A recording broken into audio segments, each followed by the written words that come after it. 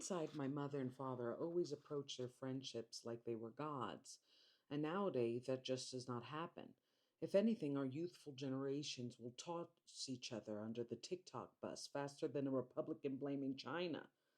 For them, their friends were the family they never had, or at least the ones they wanted. It is why my father spent most of his uncomfortable reunion with me trying to find his female coworker slash bestie a one of a kind Hermes bag, which, in perspective, okay, make of that what you will. But it's also why my mother threw me under the bus over a Shakira CD. Most of my mother's friends were from her childhood, and to be honest, they are all great. Some better than others. For my mom, her friends were relief from a family that did not like her, and a mother that did not exactly encourage her to like herself. Her devout loyalty and wisdom towards them even sparked my jealousy, as I had officially two parents that would do everything for someone else, but for me, I had conditions.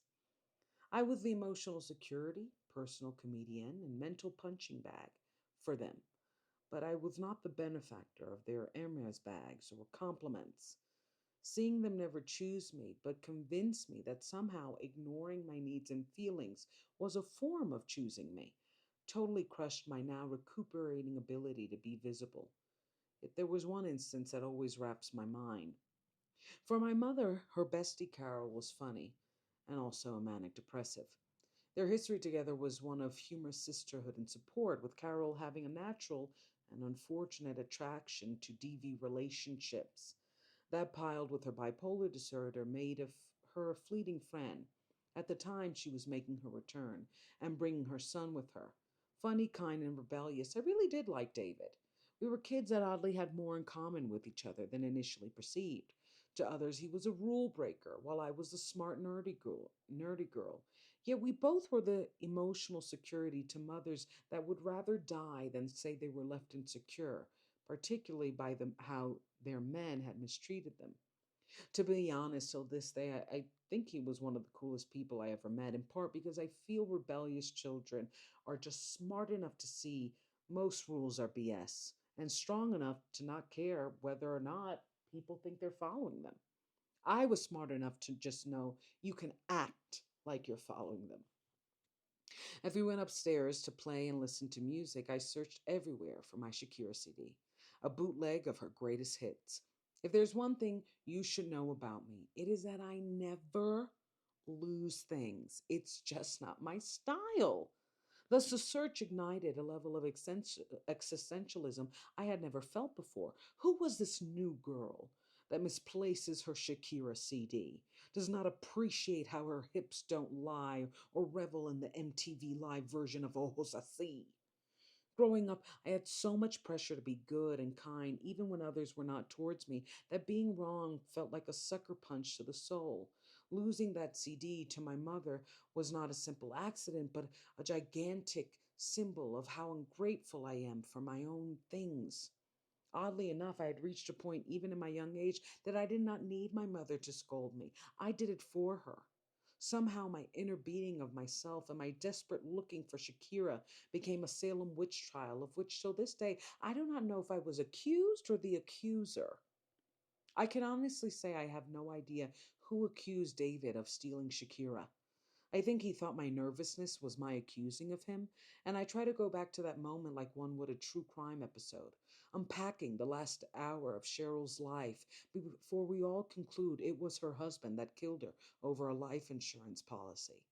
I even try to put myself in the villainous position the adults, including my mom, would put me in. Perhaps I gave a wicked face, or maybe when he said I did not take it, I did not say I know you did not fast enough, and instead continued looking for that damn Shakira CD.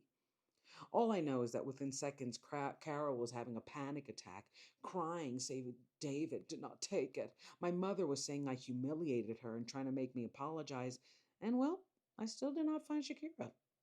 I look back on that moment as one of the most emblematic instances of why my mother and I would never have the deep, loving relationship I have always wanted. She never chose me. She never chose to believe me. And she certainly did not choose to defend me. I cried I was not accusing anyone, but I still got yelled at and had to apologize. Frankly, I ended up hating everybody because I was touching a common thread that would weave into too many of my relationships. When it came to my comfort or being believed, I just did not matter. Instead, what mattered from me is that I always loved the person in front of me, even at the cost of not loving myself. I cried that night so hard, and when they left, my mother continued to hammer me. Until this day, she thinks I ended that friendship. And worse, I never found Shakira. All right, let's dissect the episode. So yeah, what's so funny about that is that I if I had what I really should have gotten in trouble was um the fact that I wanted to tell everybody to go F themselves. Because it was this moment, my mother has a tendency to really project on me. And one of my frustrations is her inability to confront people that disappoint her or hurt her. And sometimes it comes at the cost of not only my well-being, but also the delusion she has with certain relationships. Carol was always in and out of her life. She loved men that beat her, and she would fall in these really crippling depressions. And one of the reasons I liked her son, I think in perspective, is that we had a lot in common. I think we were both the emotional security of two women that refused to believe they were volatile, even though they were pretty cognizant they didn't love themselves or like the life they were living. And Carol was on an up and trying to return into my mother's life. And I respect mental illness. I think you should. Um, it's not easy to handle depression. I sure have. I've done the disappearing act because of my depression, so I get it. But what I don't get is why my mother, knowing Carol's history of panic and anxiety and definitely seeing things that are not there. I mean, DV is not love. Why she just joined her. Because so we went upstairs, we went to play, and I don't know where the fuck that Shakira CD went. Till this day, I never found that damn Shakira CD. And I don't know why he thought I accused him, because I swear to God, I never said, "Did you take it?" It wasn't, but I did get really intense. And it's something that I'm trying to calm down now. My mother was so harsh on me, so strict. And then my father was so uncaring and brutal. Like he liked to destroy me. And my mother just put this I just want the perfect kind little girl emblem on me, to the point where I felt maybe she wanted me either to become a robot or fall into a coma, because I couldn't have any personality beyond being funny and being sweet and making sure everybody was comfortable. And when Carol got uncomfortable, it was like suddenly both of our histories were erased. Suddenly, Carol was one of the most emotionally stable people on earth, and Deandra was an accuser. I was, Goody Proctor in Salem witch trials. I don't even know. What was it? Abigail who could accuse everybody. I think it was Abigail. And that's something my mother does a lot. Like she just erases my character for the pleasure of whoever's in front of her, whether they are throwing me under the bus or just laughing at me because they think I'm so funny. I'm an entertainer, and sometimes entertainment is absolutely accusing somebody and ishing on somebody, or just laughing with them and telling them more, you're so smart, you're so wise. Like I always had to give every part of me, even the parts of me that were perceived. And I felt when I lost the CD, I just felt like, oh my God, I can't do another thing wrong. Like my entire life, I have tried to prove to my mother I was not as villainous as she thought I was, and I shouldn't be deemed as villainous as the people in her life that actually were. And my mother made her friendships her family. And that's something that I've tried to do. And one of the reasons I mentioned is like that just doesn't fly nowadays. People are too self centered.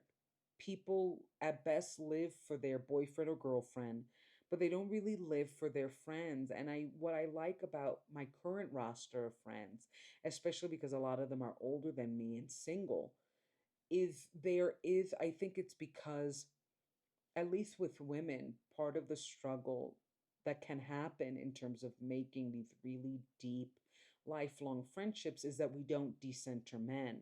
And I think a lot of women are recentering themselves, making themselves the center of their lives. And that's creating such beautiful friendships among us. Like, I really am proud. And my mother kind of centered her friends, particularly her female friends, in a way acknowledging that her family didn't send to her, and nor did her mom, because my mom mothered me exactly like my grandmother mothered her. And that's why sometimes I'm very cognizant, like, ooh, like, saying that you're not doing the same thing doesn't mean you're not doing the same thing. And that's my worst fear about becoming a mom. I don't want to, if I make my child feel as badly as my mother did, feel as unsafe with me emotionally, mentally, as my mother does, I would feel like a bad mom. I would feel ashamed that I didn't grow. I really would. And I, she's always given the best of her to her friends, and I really admire that, even to the point of jealousy. And that night, it just, everything turned so quickly. So quickly. I mean, by the end of the night, I was crying and screaming, I didn't do it. I didn't do it. Carol was panicking. David was like, I didn't steal it, but like, can we go back home? And my mother was so angry. And my mother does this weird thing where she really does think that I remove people from her life in exchange of acknowledging that they abandoned her. My mother has always felt like she gives too much to people, like she's more used than using, because she will never ask for help. She actually always taught me never ask for help. It's better to do things alone. But I think that's why she feels used. She doesn't ask people for anything. And that kind of person will always attract a taker, because I feel like the few times that she has asked, if she's asked, it wasn't given to her. And it sucks to watch that. It sucks to witness that. And as her daughter, what I'm realizing is that I can't heal somebody who refuses to acknowledge they have wounds, but doesn't mind giving me mine. I mean, she really threw me under the freaking bus over that damn Shakira CD. Like, my feelings did not matter. And it would have been so much more strategic, because Carol obviously sunk into a depression and left again. Carol. Okay, Carol. Um, and it would have been so much better if she had just been the calm in the room and not joined the mob and said, Deandra's not that type. She's probably nervous because she has to look for it, or not even acknowledge my feelings. Just say, you know what, let's look for it, or we'll find it tomorrow, or we'll replace it. No worries. Everything that's lost can be found again. Like, there was just no cool headed response. And in perspective, I'm just shocked at the adults in the room. And there's moments when I do daddy recovery that I'm still shocked at the adults in the room, because sometimes I feel when I approach my family, and please feel free to comment, I feel like I approach them as that little girl that they loved to be happy, but also consistently told her she was helpless and hapless.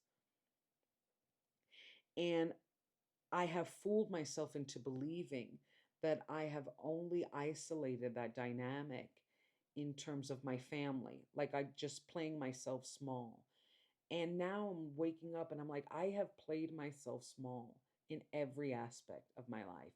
My relationship with me, my relationship with men, my relationship with my career.